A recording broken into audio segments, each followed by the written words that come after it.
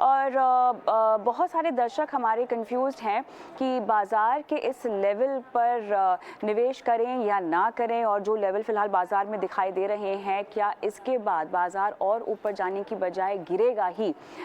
इस पर हम बात करते हैं। हमारे साथ नितिन एस धर्मावत को फाउंडर ऑरम कैपिटल जुड़ गए हैं। नितिन, स्वागत है आपका ईटी मनी बनो अपना फाइनेंस मिनिस्टर में। और अमूमन हम शेयर बाज़ार की चाल को लेके कोई मुद्दा लेते नहीं है इस शो पर, क्योंकि पूरे दिन हम ईटी नाउ स्वदेश पर बाज़ार की ही बात करते रहते हैं। लेकिन आज जो सवाल जवाब आपके साथ होने वाले हैं वो निवेश के नज़रिए से होने वाले हैं। तो दर्शकों को ये बताएं कि क्या आगे बाज़ार और जाएगा, और अगर हम नए हाई की बात करते हैं तो और कितना नया हाई बन सकता है और कितने चांसेस है? बिकॉज ये एक बहुत ही कॉमन सवाल है जो अक्सर लोग पूछते हैं। Thank you for inviting me on the show. ये बड़ा पर्टिनेंट क्वेश्चन है, क्योंकि हम अगर सेंसेक्स लेवल या निफ्टी लेवल पे देखें तो वो एवर हाई लेवल के नजदीक आ गए या उसको क्रॉस कर चुके हैं। लेकिन अगर आप वैल्यूएशंस के पर्सपेक्टिव से देखें तो वो अभी भी मॉडरेट है, मतलब वरिंगली हाई नहीं। ऐसा नहीं कि बहुत चिंताजनक हाई लेवल पे है। फॉर एग्जांपल, अगर आप सेंसेक्स का पी देखें तो वो 24 का है। उसका प्राइस टू बुक जो है वो 3.5 का है, डिविडेंड यील्ड 1 के आसपास है, और मार्केट कैप टू जीडीपी 1 है।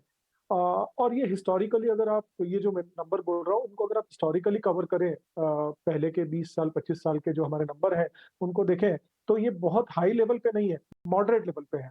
यहाँ पे कंपनीज की अर्निंग बहुत इंपॉर्टेंट होगी अगले 2 क्वार्टर के लिए। अगर वो अर्निंग सस्टेन करी तो मार्केट डेफिनेटली सस्टेन करेंगे और नए हाई भी बन सकते हैं। एक दूसरा जो बहुत इंपॉर्टेंट पॉइंट है वो है नेक्स्ट ईयर, दैट इज 2023, वो प्री इलेक्शन ईयर है। क्योंकि हमारे लोकसभा इलेक्शन 2024 में होने वाले हैं।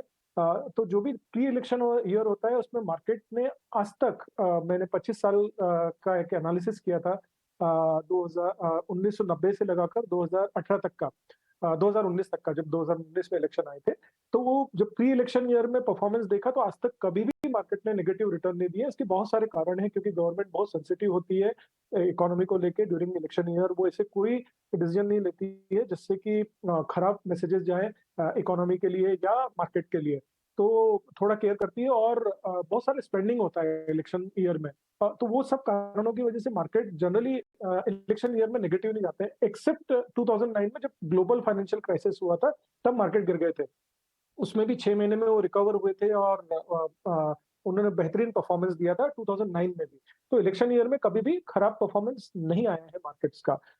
थर्ड पॉइंट जो बहुत इंपॉर्टेंट है वो है अभी पिछले साल जो 2022 में, जो कि बहुत टफ ईयर था। अगर आप देखें तो ग्लोबली रशिया और यूक्रेन का वॉर हुआ था, हमें पता है वो अभी भी चल रहा है, जो कि ऑलमोस्ट ऑन द वर्स्ट था, वर्ल्ड वॉर के नजदीक था। चाइना और ताइवान के टेंशन हमें पता है, और इन्फ्लेशन जो है वो बहुत हाई था बहुत सारी बड़ी बड़ी कंट्रीज में, डेवलप कंट्रीज में। और उनकी वजह से उनके जो सेंट्रल बैंक्स थे उन्होंने इंटरेस्ट रेट काफी तेजी से बढ़ाया था, जो आज तक इतना तेजी से नहीं बढ़ाया था विद इन 1 ईयर। तो ये सब टफ ईयर होने के बाद, और हमारे यहाँ पे एफआईआई का एक बहुत बड़ा सेल ऑफ हुआ था। करीब करीब पिछले साल एफआईआई ने 1.34 लाख करोड़ का सेलिंग किया था इंडिया से, वर्सेस म्यूचुअल फंड्स जिन्होंने, और डोमेस्टिक इन्वेस्टर जिन्होंने 1.53 लाख का खरीदी किया था।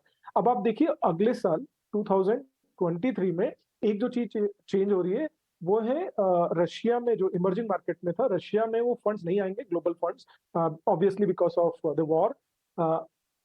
चाइना में भी जो जो ग्लोबल फंड्स आते हैं उसका वेटेज कम हुआ है। तो अब बचेगा जो अच्छे और स्वीट स्पॉट में जो मार्केट बचता है वो इंडिया का है। तो आप इमेजिन कीजिए, अगर एफआईआई का फ्लो अगर इंडिया में आ गया, म्यूचुअल फंड्स और डोमेस्टिक इन्वेस्टर्स में अगर बिग सेलर्स नहीं है, जो मुझे लगता है कि नहीं होंगे, तो 2023 can be a big year from the market perspective. Nitin, आपने काफ़ी कुछ मेरे पहले सवाल में ही समझा दिया दर्शकों को, और बहुत बारीकी से आपने समझाया, अच्छा लगा। लेकिन जो एफआईआई फ्लोज की आपने बात की है ना, तो ये बहुत ही इराटिक है। एक बारी हम उनको देखते हैं कि वो बहुत ज़्यादा पैसे डाल रहे हैं, और अब देख रहे हैं कि वो निकाल भी रहे हैं। तो इसमें भी उतार चढ़ाव बना हुआ है। इनकी मंशा क्या है, इनका माइंडसेट क्या है? क्योंकि हम देखते हैं कि जब भी पैसे डालते हैं तो हमारे बाजार को तो ऑब्वियसली बूस्ट मिलेगा ही मिलेगा। अच्छा, डीआईएस भी खरीदारी कर रहे हैं, ऐसा नहीं है कि जो घरेलू संस्थागत निवेशक हैं वो खरीदारी नहीं कर रहे हैं, वो भी कर रहे हैं, लेकिन ऑब्वियसली जब एफपीआई पैसे डालेंगे तो आपके बाजार कुछ ज्यादा झूमते हैं। तो लेकिन ये कंसिस्टेंसी नहीं है, क्या परेशान कर रहा है उनको? जबकि हम जानते हैं कि इमर्जिंग मार्केट्स की जब भी बात होती है तो भारत पहले पायदान पे है, उनकी महंगा होने के बावजूद भी उनको पसंद है। देखिए, अभी जो हमारे डोमेस्टिक इन्वेस्टर्स हैं ना, वो पहले से बहुत ज़्यादा स्मार्ट हो गए हैं। तो जब मार्केट गिर रहा था, वो लगातार खरीदारी कर रहे थे। जब हम बोलते हैं कि हमें नीचे पे खरीदारी करना चाहिए, तो हमारे म्यूचुअल फंड्स में इतना अच्छा इन्फ्लो था और डोमेस्टिक इन्वेस्टर्स डायरेक्ट जो इन्वेस्ट करते हैं इक्विटी में, उनका भी बहुत बढ़िया इन्फ्लो था। तो नीचे पे खरीदारी वो कर रहे थे और एफआईआई बेच के जा रहे थे। ये एफआईआई अभी ऊपर के लेवल पे इन्हीं डोमेस्टिक इन्वेस्टर से, इन्हीं म्यूचुअल फंड से खरीद के जाएँगे और मार्केट को और ऊपर लेके जाएँगे, अगर उन्हें इंडिया में आना है तो। और उनके पास कुछ चॉइस नहीं है, क्योंकि अगर वो ग्लोबल एक्सपोज़र लेते हैं, और वो लेते ही हैं, क्योंकि उनके पास एक फंड्स होते हैं निश्चित जो ग्लोबल मार्केट में जाते हैं, इमर्जिंग मार्केट में जाते हैं, और वहाँ पे बहुत अपॉर्च्युनिटीज़ नहीं है उनके पास। और इंडिया एक ऐसी कंट्री है जहाँ पे ग्रोथ दिख रही है, बहुत सारे गवर्नमेंट ने चेंजेस किए हैं, इकोनॉमी से रिलेटेड जो लॉन्ग टर्म स्ट्रक्चरल चेंजेस है, इन सबको देखते हुए उनके पास कोई चॉइस नहीं होगी और वो आके हमसे लेके जाएँगे। इराटिक हो सकता है, बिल्कुल आप सही बोल रहे हैं। एक कारण जो उनके विथड्रॉल का था कि इंटरेस्ट रेट यूएस में हाई हो रहे थे, और वो अब रफ्तार थोड़ी कम हो जाएगी, क्योंकि इन्फ्लेशन वहाँ पे कंट्रोल में आ रहा है और वहाँ की इकोनॉमी को भी डिफिकल्टी होगी अगर वो अगर वो इंटरेस्ट रेट इसी तरह से बढ़ाते रहे तो। तो उनके पास कोई चॉइस नहीं होगी, वो वापस आएँगे, और जब वो आएँगे तो मार्केट को बहुत तेज़ी से लेके जा सकते हैं ऊपर। चलिए नितिन, अब थोड़ा सा हम ग्रोथ की ओर रुख करते हैं। देखिए, महंगाई के आंकड़े हमने आते हुए देखे जो कि थोड़े से नर्म थे, जितना एक्सपेक्ट किया था उससे ज़्यादा नर्म निकले, और ये हम अमूमन सर्दियों के मौसम में नर्म ही आंकड़े आते हुए देखते हैं महंगाई के, है ना?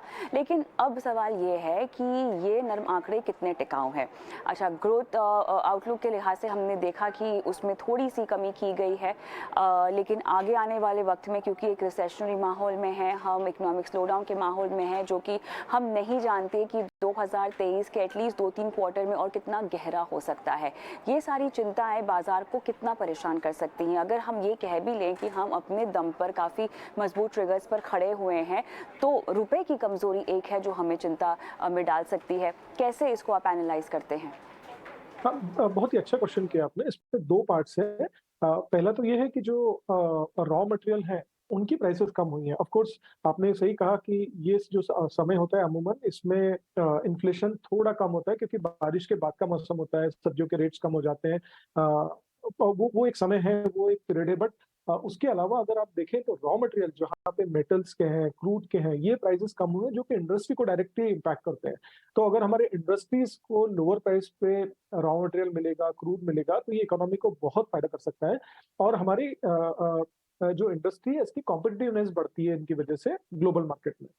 वो एक है। दूसरा, जो मेरे लिए जो चिंता का खास विषय है, जो आप सही कह रहे हैं कि हमारे जो रुपए का एक डेप्रिसिएशन है, उसमें मुझे जो एक बहुत चिंता का विषय दिख रहा है वो है हमारे इम्पोर्ट जो है वो ग्रो कर रहे हैं फास्टर देन एक्सपोर्ट्स। और स्पेशली अगर आप लास्ट 7 महीने में देखें, गवर्नमेंट ऑफ इंडिया की वेबसाइट से वो डेटा है, हमारे जो एक्सपोर्ट्स हैं वो 12.5% पे ग्रो किए हैं, जबकि इंपोर्ट्स हमारे 33% से भी ज़्यादा दर से ग्रो किया है। इससे हमारे रुपए पे प्रेशर आएगा, आता ही है। लेकिन आने वाले समय में अगर हम इम्पोर्ट को पे थोड़ा कम होए और एक्सपोर्ट बढ़ेगा, तो फिर शायद ये स्टेबिलिटी आएगी। लेकिन ये चिंता का विषय डेफ़िनेटली है, और एक और जो चिंता का विषय है वो है स्लो डाउन जो हो रहा है वेस्टर्न इकोनॉमीज़ में, उसपे एक्सपोर्ट ओरिएंटेड जो कंपनीज़ हैं, उनमें भी थोड़ा प्रेशर आ सकता है। तो हमें बहुत स्टॉक स्पेसिफिक और सेक्टर स्पेसिफिक होके रहना पड़ेगा, जब हम स्टॉक्स का सिलेक्शन कर रहे होंगे मार्केट में।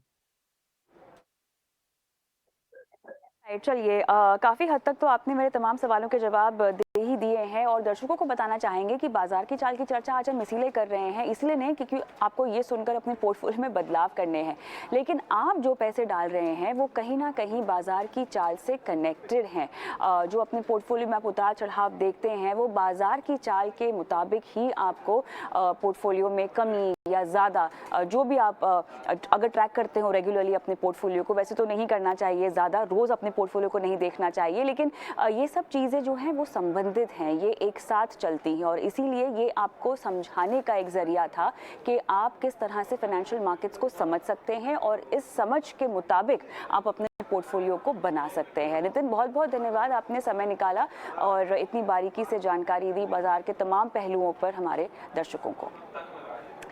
ऑलराइट।